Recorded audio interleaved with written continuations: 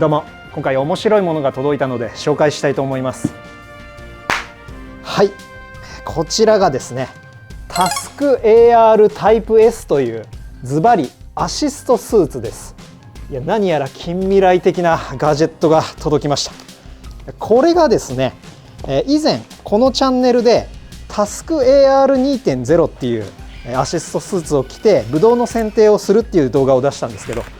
その動画がですね、結構いろんなところから反響ありまして、そしたらですね、そのアシストスーツを作っている株式会社大同さんっていう日本のメーカーさんがあるんですけど、そこから連絡いただきまして、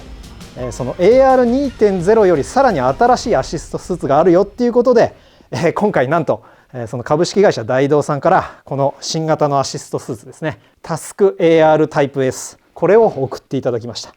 大同さん誠にありがとうございます。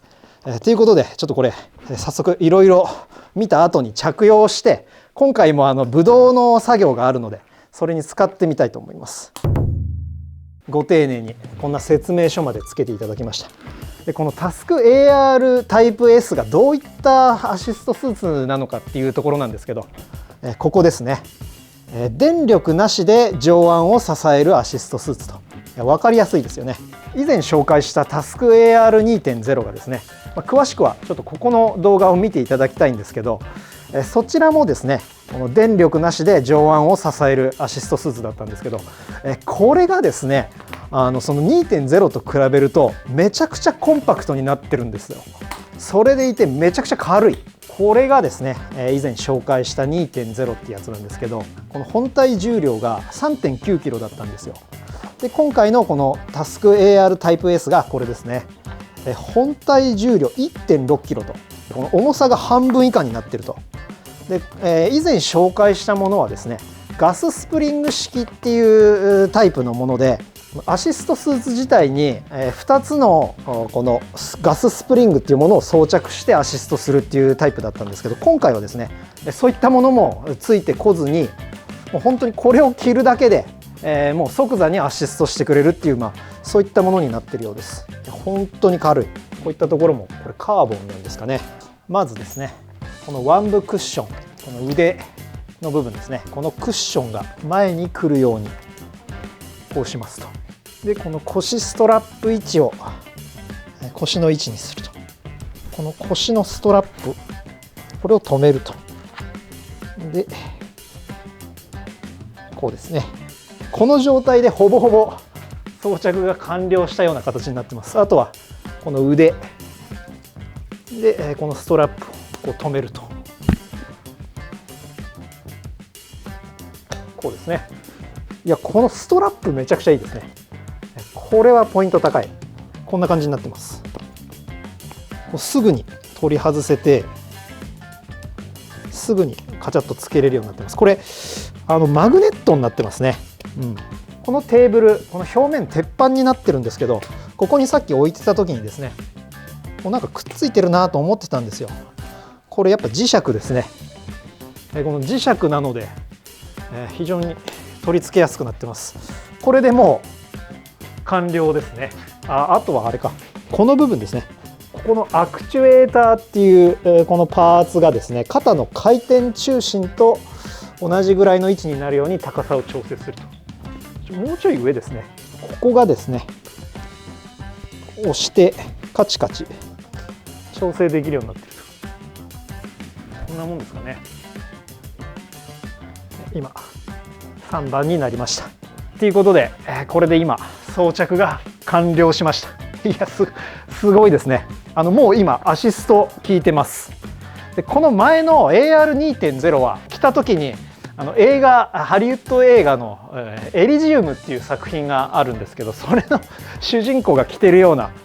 パワードスーツみたいな感じになったんですけど、これもですね、なかなかかっこいいスタイリッシュな感じになってますね。ただ前のやつよりもかなりシンプルになってます。ただ今これ一番弱いモードになってるんです。でその強さはですね、ここで調節するようになってます。ここですね。ここにちょっと印があるんですけど、これを回すことによってさらにこれ今一番弱いモードになってるんですけど、こっちの丸が大きい方にこう回すとパワーを強くできるそうです。ちょっと一番強くしてみますか。これ調整するときはですね、アシストスーツを脱いで調整する必要があると。こんな感じですね。このつまみを回して調整すると。時計回りに回すとパワーアップで、反時計回りに回すとパワーダウンになるようです。時計回りにこう回すと、この金色のパーツちょっと見えますかね。これがこう動いてきます。こっちですね、こっちに動いているのが分かります。で、これ以上回せないっていうところまで来たんで、あ、すごっすごい。これが今パワーマックスです。こっちも同様。これ簡単ですね。2.0 の時は、さっきもちょっと言ったんですけど、ガススプリングっていうパーツが4段階だったかな。全部で8つ、そのスプリングがついてきて、状況に応じてそのスプリングを交換するっていう必要があったんですけど、これはですね、こう回すだけでパワーの調整ができると。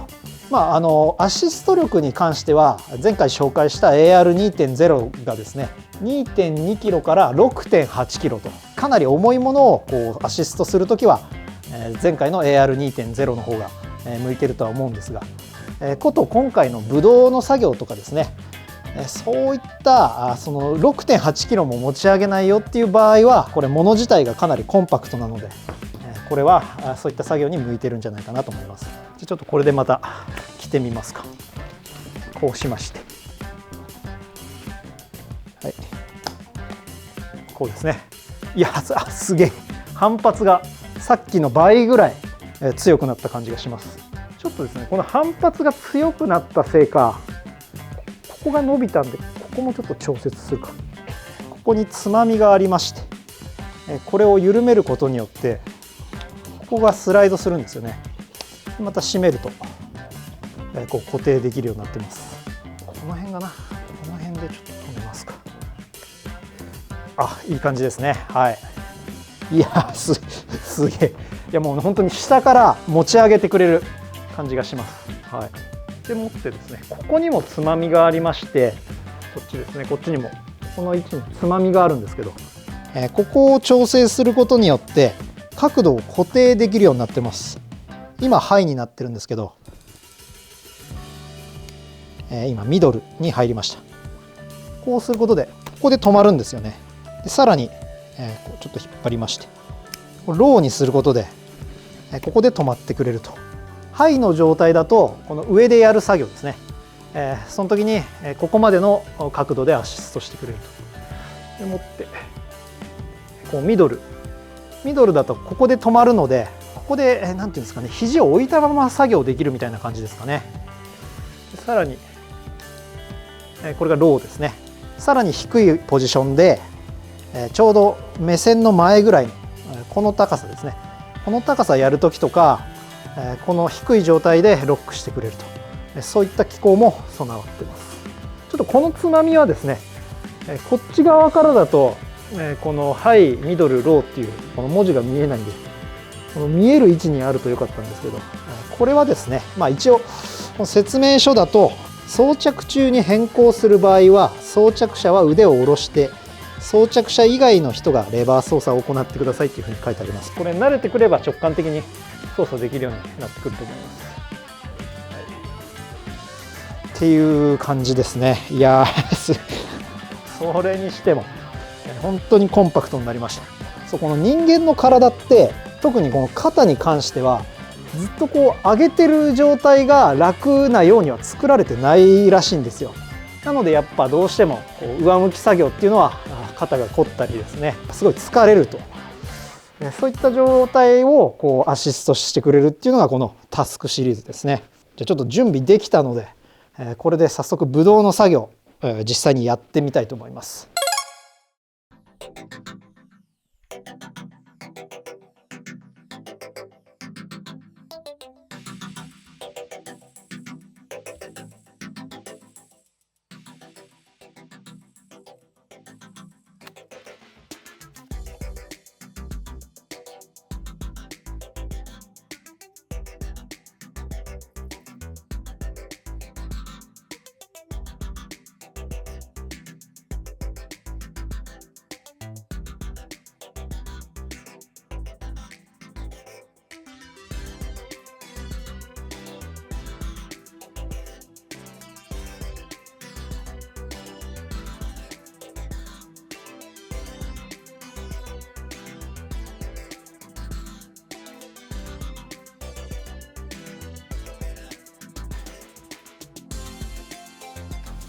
れなかなかいいんじゃないでしょうか。今この作業してる右腕、こっちはもちろん楽なんですけど、チューブを持ったこの左腕ですね、こっちも楽ですね。近くに置いておけるので、ここに塗ってすぐにこう塗ることができるんで、これなかなかいいんじゃないでしょうか。右腕をこう置いておけるんですよ。ここに腕を休めながら作業できるって感じですね。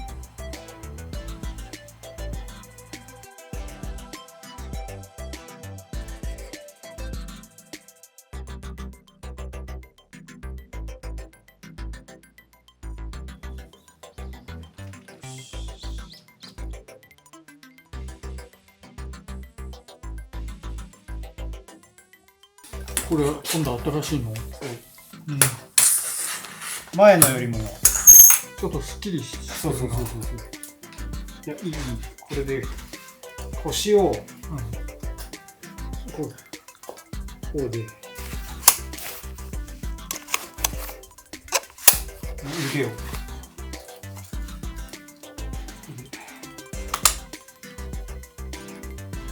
体型の足なんだ。こんなもんで。ああいい。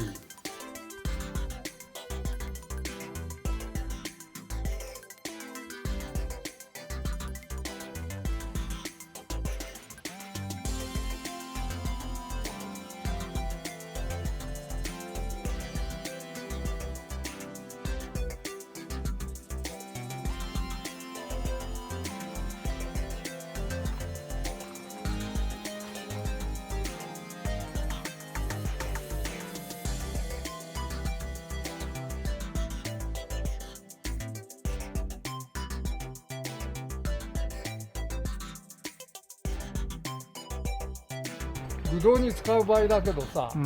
一番これジベレリン処理やなんかやるにはこれはいいと思うよ。これってのはさ、ジベレリン処理はこう房が大体同じところに並んでるもんで、こういう状態でこうやってやってつけてくれるジベレリンをずっと手を上げてるってこと。そういう時はいいところの機械はいいと思う。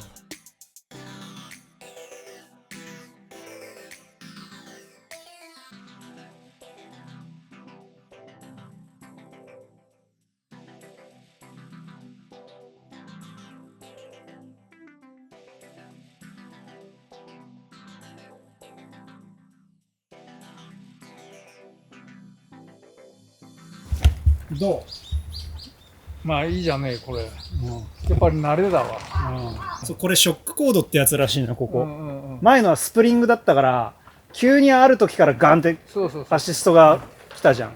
けどこれは常に上にこう引っ張られるというか。だってこう動きもさ、ロボットじゃねえがカクンカクン動かなんでスースースースー。そっちのがいい。これのがいい。バネの力じゃねえもんでスムースに動くじゃん。こういうふうに。でこういう状態を半分保てるし、こういう状態ができるで、こういうの。ここが効いてんだ、ここが。こういうの。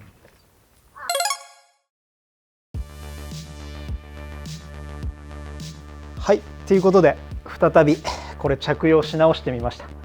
さっきは父が使ってみて感想を述べてたんですけど、最後に自分からも感想を言いたいと思います。まず良かったところから、これめちゃくちゃ軽いです。着用した時の重さ全然気にならないです。以前紹介したタスク AR2.0 ってやつ、あれも良かったんですけど、まず背負った時にちょっと重いってのと、あとあっちの方が取り付けというかこの装着がめんどくさかったんですよ。こっちは軽い上に装着もめちゃくちゃ楽になってます。で、それでいてこのアシスト力も結構あるので、さっきみたいなこのブドウの処理のこういう作業ですね、ああいう時もしっかりこう支えてくれます。あとですね、AR2.0 の時はガススプリングをこう左右取り替える必要があったんですけど、これはここをこうつまみを回すだけで調整できるので、こう作業する時のこの調節がめちゃくちゃ楽になりましたね。で、今回ちょっと使わなかったんですけど、ここの角度をこうロックする機構もあるので、作業によってはこれ使うとかなり楽に効率よく作業をこなすことができるようになると思います。あとはこれ 2.0 の時もそうだったんですけど、この身長に合わせてこう上げ下げとかこう細かい調節ができるようになってるので、いろんな方が使えると思います。でこの軽いっていうこの要素はですね、農作業をやるときにめちゃくちゃいいですね。いろいろこう動き回るときに楽です。でもってこれ送ってもらった手前ちょっと言いづらいんですけど、ここがなと思った点もちゃんと挙げておきたいと思います。これちゃんと言った方がメーカーさんとしても、改良点とか、そういったところも参考になるかなと思うので、言っときたいと思うんですけど、まずはですねAR2.0 を使った手前なんですけど、アシストのオンオフがこれないんですよ。2.0 の時はこっちとここだったかなにオンオフスイッチがありまして、オフにすることによってこのアシストがフリーになって移動する時とか作業してない時とかオフにできたんですよ。ただこれはですね、そういったスイッチがないので常にアシストされてます。はい、なのでこう移動する時もアシストされてるし、作業がない、こういう状態の時もこうアシストされているので、オンオフモードを知ってた身からすると、これちょっとオフにしたいなっていう瞬間はありました。はい、あとはですね、このアシスト力がですね AR2.0 の時はマックス 6.8 キロのアシストパワーがあったんですけど、こっちのタスク AR タイプ S はですね最大が3キロと、なのでめちゃくちゃ重いものをこうアシストする作業みたいな時にはこれ向いてないと思います。ただこれはですねシンプルで高齢者や女性にも使いやすいスタンダードモデルってあるんで、本当にこういった農作業をですね、さっきのブドウの剪定の作業ってめちゃくちゃ重いものを持つわけじゃないんで、これは本当に割り切った製品といいますか、こう重いものをこうアシストする作業は前回紹介した AR2.0 とかそっちをチョイスした方がいいと思います。あとはですね、この長さを調整するとき、ちょっと今やってみるか、外して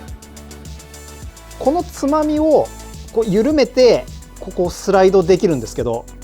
これがですね結構硬くて最初これ緩められないぐらい硬くなってました。こうスライドさせて、例えばここに合わせたらこう締めると、意外とこの部分スライドさせることが多かったので、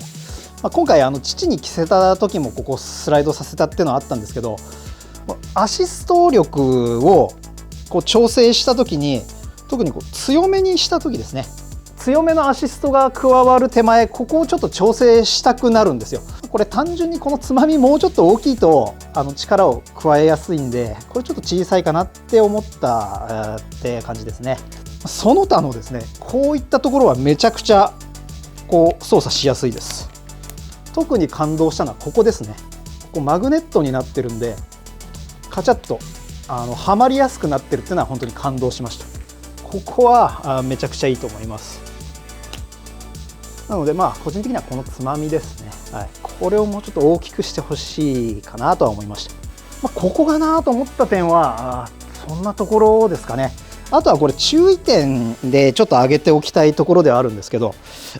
サイズですね。これ S、M、L、LL っていう4サイズあるらしくてですね、そのサイズによってこの腰回りもこう違うんですけど、今回これちょっと送ってもらう手前大道さんにこの腰回りのサイズを聞かれたんですよ。その時ですね、自分服着用した時じゃなくて普通にこう腰回りのサイズを測っちゃったので、今回